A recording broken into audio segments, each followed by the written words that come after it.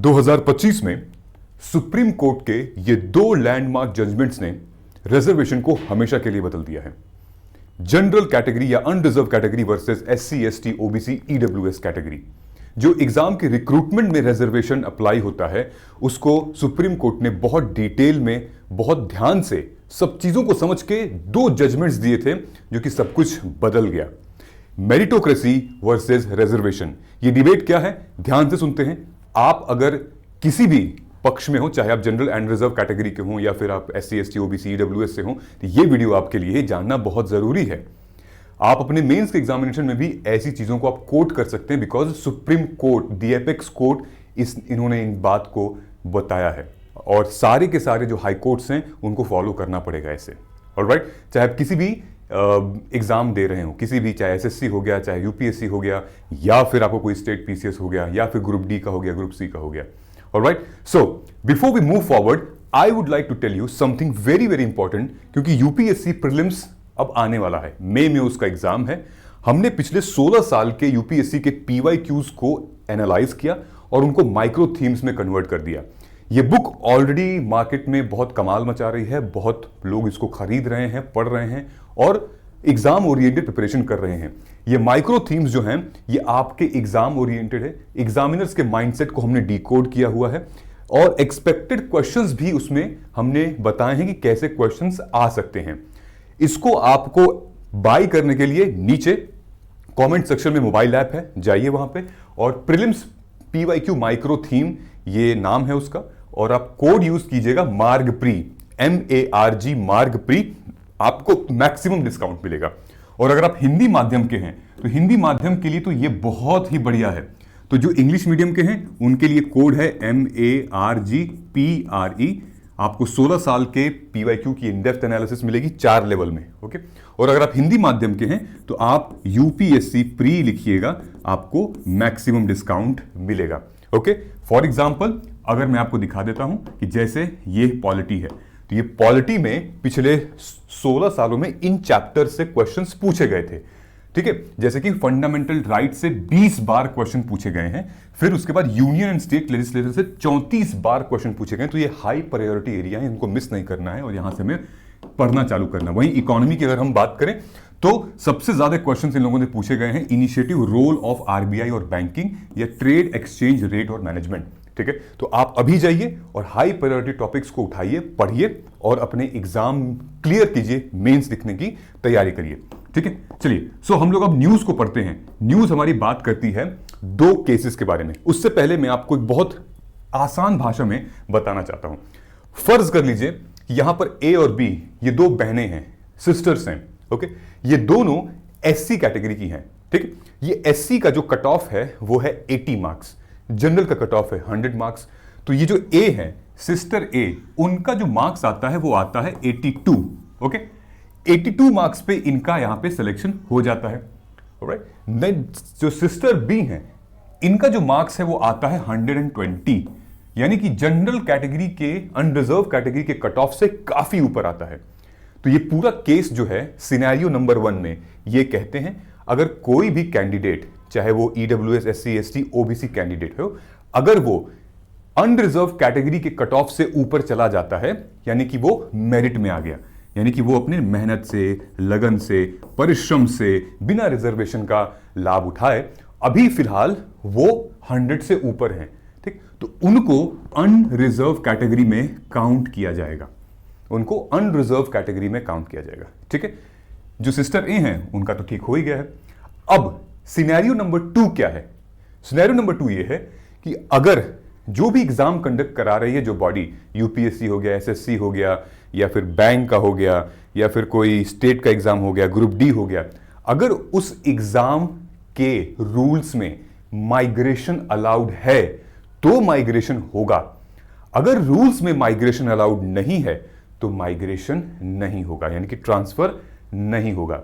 Detail में इस case को समझते हैं, आइए डिटेल में समझते हैं। ठीक है, एक और केस यहां पर है कि अगर ये बी वाली जो हैं, इन्होंने एग्जाम के किसी भी चरण में अगर रिलैक्सेशन ले लिया होगा, एज रिलैक्सेशन ले लिया होगा, और उस एग्जाम के नियम में होगा कि अगर ये एज रिलैक्सेशन लेती हैं फिर भी इनका जो मेरिट है, जो स्कोर है, वो जनरल की कट ऑफ से ऊपर है, ठीक है, तो अगर एग्जाम अलाउ करेगा तो एज रिलैक्सेशन के बाद भी ये अनरिजर्व कैटेगरी में कहलाएंगी। लेकिन अगर एग्जाम का रूल अलाउ नहीं करेगा कि नहीं आपने एज रिलैक्सेशन ले लिया है, अब आप अपने कैटेगरी में ही रहेंगी, तो फिर अलाउड नहीं होगा माइग्रेशन।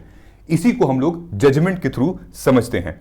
सबसे पहले हम लोग आते हैं राजस्थान वाले केस में, ठीक है। पहले ये वाला केस समझते हैं, फिर उसके बाद दूसरा, आसान हो जाएगा।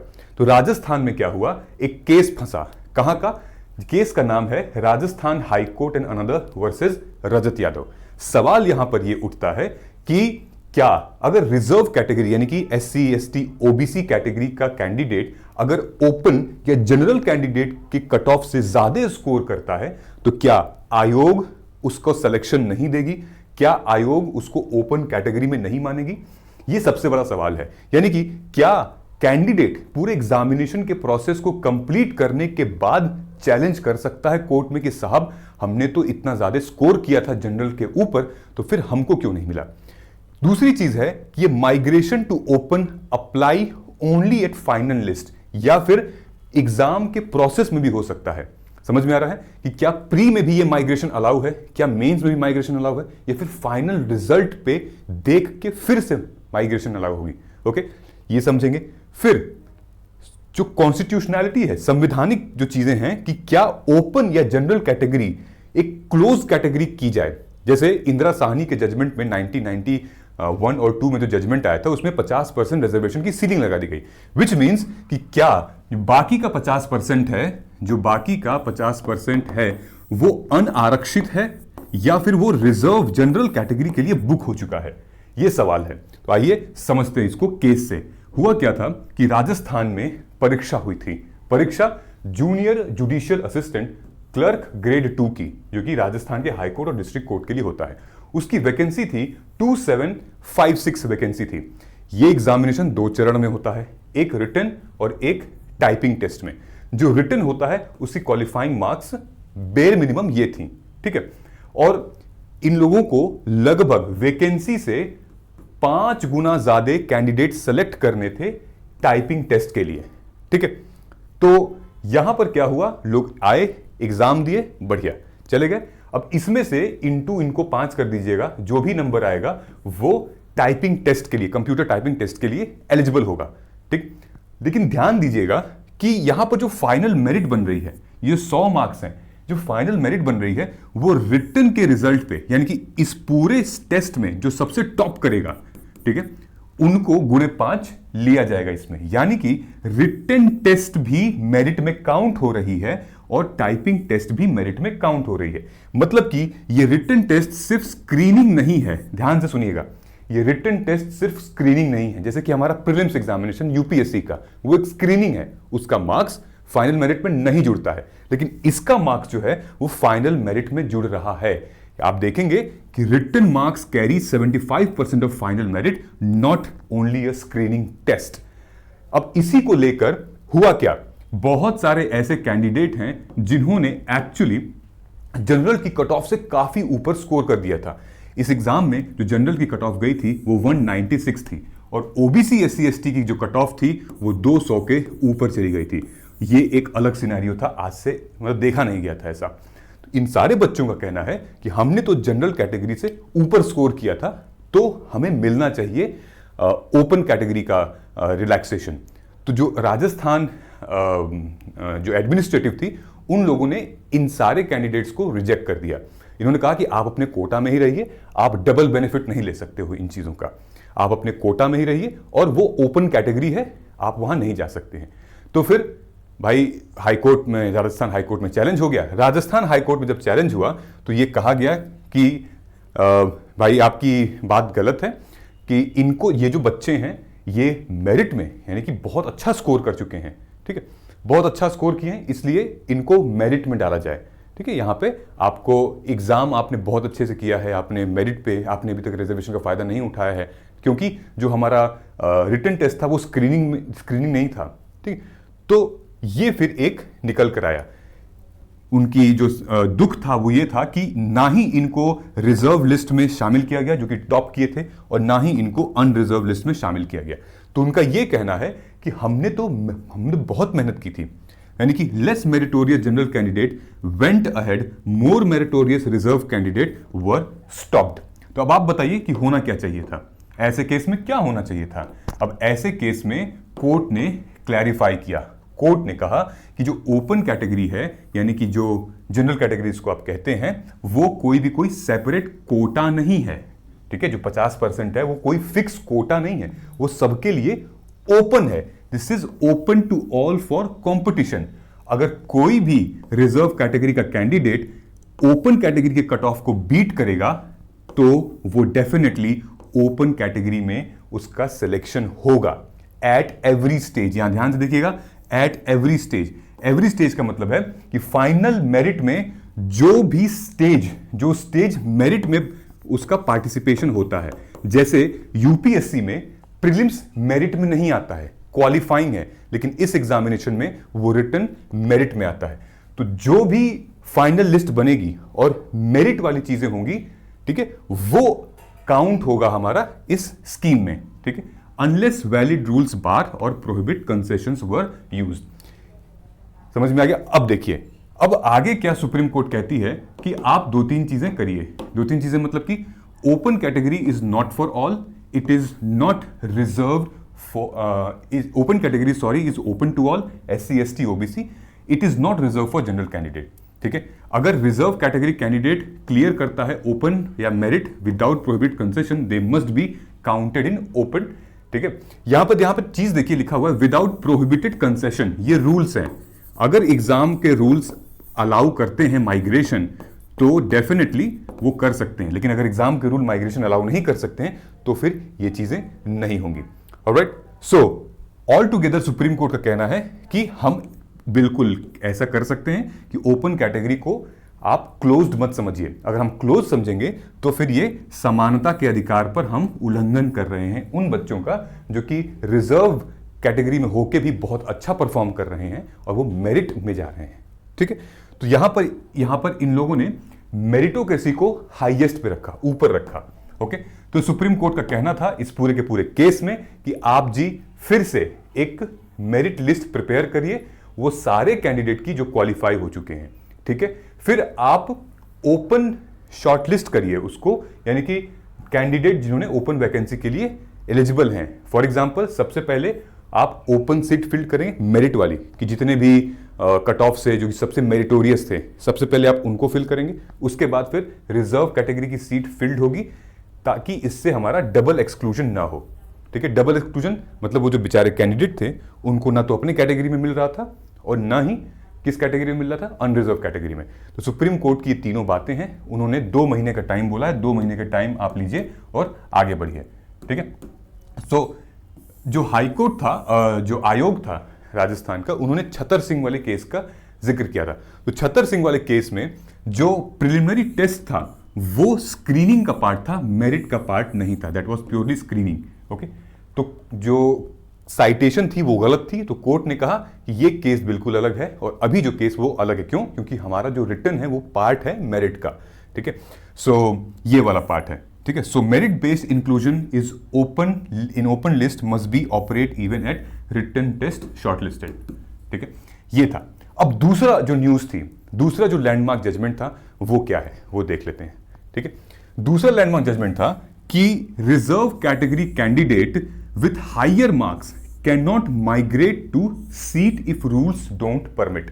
मतलब कि अगर रूल्स परमिट नहीं करेंगे तो रिजर्व कैंडिडेट का कोई भी व्यक्ति वो जनरल यानी कि अनरिजर्व कैटेगरी में नहीं आ पाएगा, ओके। अब ये क्या है डिटेल में देखते हैं। सो यूनियन गवर्नमेंट ने अपने एक 1998 के जजमेंट को साइट किया। क्या साइट किया? सुप्रीम कोर्ट ने क्या कहा? सबसे पहले उन्होंने कहा कि आरपीएफ रिक्रूटमेंट में माइग्रेशन अलाउ नहीं की गई थी। क्यों नहीं की गई थी आइए देखते हैं। तो कोर्ट ने कहा, court rely on standing order, एक second, court rely on standing order number 85 bars migration of reserve candidate to UR post if they have availed relaxation। अगर उन लोगों ने रिलैक्सेशन अवेल कर लिया है पहले ही, एज रिलैक्सेशन कर लिया है, तो फिर वो रिजर्वेशन के हकदार नहीं है, मतलब फिर से वो माइग्रेशन के हकदार नहीं है, सॉरी, ठीक है। दिस ओवरराइड स्टैंडिंग ऑर्डर इतना विच अर्लियर परमिट सच माइग्रेशन, ठीक। तो जो ऑर्डर था 2008 का, उसको सुप्रीम कोर्ट ने अपने स्टैंडिंग ऑर्डर 2009 में ओवरराइड कर दिया, ओवर रूल कर दिया, जो कि ये नियम पहले ये कहता था कि आप एज रिलैक्सेशन ले रहे हैं उसके बाद भी माइग्रेट कर सकते हैं। लेकिन ये नियम क्या कहता है सुप्रीम कोर्ट का, कि अगर आपने पहले एग्जाम के प्रोसेस में एज रिलैक्सेशन ली है तो फिर आप अनरिजर्व कैटेगरी में आप माइग्रेट नहीं कर पाएंगे, ठीक है। तो सुप्रीम कोर्ट ने हाई कोर्ट के फैसले को चैलेंज किया, पलट दिया। हाई कोर्ट ने ये जितेंद्र सिंह वाले केस को हाईलाइट करते हुए यहां पे ये स्टैंडिंग ऑर्डर 2008 की जजमेंट सुनाई थी। लेकिन सुप्रीम कोर्ट का कहना है कि जो जितेंद्र सिंह वाला मामला था, Jitendra Singh applies only when rules do not expressly bars migration. तो जितेंद्र सिंह वाला जो परीक्षा थी उसमें, उस एग्जामिनेशन में कोई मतलब नियम कानून रूल्स नहीं थे जो कि माइग्रेशन को रोकते हैं, ठीक है। लेकिन इसमें क्या है, आरपीएफ में रूल्स देमसेल्फ प्रोहिबिटेड, जो आरपीएफ का जो एग्जामिनेशन है उसमें अपने आप रूल्स जो हैं वो प्रोहिबिट कर रहे थे। तो दोनों एग्जाम अलग अलग थे, ठीक है। नेक्स्ट क्या था, इन्होंने कहा था कि सीआईएसएफ की माइग्रेशन अलाउ। हुआ क्या था कि एक जनरल कैंडिडेट ने एसटी कैंडिडेट के अपॉइंटमेंट को सीआईएसएफ में चैलेंज कर दिया था। क्यों चैलेंज कर दिया था? क्योंकि एसटी कैंडिडेट ने फिजिकल रिलैक्सेशन अवेल किया था एंड हायर मार्क्स भी स्कोर किया था, ठीक है। यानी कि availed relaxed physical standard but scored higher marks. तो सुप्रीम कोर्ट का क्या कहना है? सुप्रीम कोर्ट का कहना है कि ऑफिस मेमोरेंडम जो हमारा है did not bar migration for relaxed physical standard. यानी कि जो माइग्रेशन है वो सिर्फ और सिर्फ एज और मार्क्स में होना चाहिए। माइग्रेशन में हाइट और वेट इज नॉट सेम, ठीक है। अगर किसी के हाइट कम है या वेट ज्यादा है, उस पे हम माइग्रेशन एक क्राइटेरिया नहीं रख सकते हैं। हाँ, एज और मार्क्स एक क्राइटेरिया हो सकती है, ठीक है। तो ये पूरा का पूरा सिनेरियो था, ये ऑफिस मेमोरेंडम 1998 का था। यूपीएससी में क्या था कि जैसे ये रैंकर्स की लिस्ट है, राइट, ये ऑल इंडिया रैंक 1 शक्ति दुबे जी हैं, एंड देन तो जो 21 रैंक पे थे जिनका नाम था दिव्यांग गुप्ता, वो ईडब्ल्यूएस कैटेगरी से थे। और आप देखेंगे यहाँ पे स्टार बना हुआ है, डॉलर का साइन बना हुआ है, सॉरी। ये डॉलर का साइन मतलब ये है कि एक तो ये अनरिजर्व कैटेगरी में इनको शिफ्ट कर दिया गया है। क्यों? क्योंकि ये मेरिटोक्रेसी ने काफी अच्छा स्कोर किया है, 1015 स्कोर किया है इन्होंने। जैसे ये ओबीसी कैटेगरी देखिए, यहाँ पे जो इबेटोनिया साइश शिवानी हैं जिनका रैंक 11 है, वो ओबीसी के अनरिजर्व कैटेगरी में आ गई हैं क्योंकि मेरिट में है, उन्होंने इतना स्कोर किया है, 1027 इन्होंने स्कोर किया हुआ है। तो जनरल कैटेगरी के को कट ऑफ को बीट करके ये आगे बढ़ गई हैं, तो अब ये अनरिजर्व कैटेगरी में काउंट होंगी, ठीक है। तो ये यूपीएससी कहता है। यूपीएससी ने अपने मेमोरेंडम 1988 में एक बात कही थी ओन मेरिट कैंडिडेट की, कि ओन मेरिट कैंडिडेट क्या होता है। तो ये ओन मेरिट कैंडिडेट वही होता है कि जो अपने कैटेगरी में अपने कैटेगरी की कट ऑफ से ऊपर स्कोर कर देता है। यानी कि अपनी कैटेगरी, यानी कि एससी, एसटी, ओबीसी, ईडब्ल्यूएस की कैटेगरी है रिजर्वेशन की, अगर उन्होंने अनरिजर्व कैटेगरी के कट ऑफ से ऊपर स्कोर कर दिया है तो वो ओन मेरिट कैंडिडेट है, without availing any as, attempt, qualifying, physical standard, anything, ठीक है। वो सिर्फ अपने परफॉर्मेंस के बेसिस पे, सिर्फ अपने मार्क्स के बेसिस पे वो कहां गए हैं? मेरिट में गए हैं। कोई भी एज रिलैक्सेशन नहीं लिया है, उसको कहते हैं ओन मेरिट कैंडिडेट। तो वैसे कैंडिडेट को अनरिजर्व कैटेगरी में जगह मिलेगी, काउंट किया जाएगा।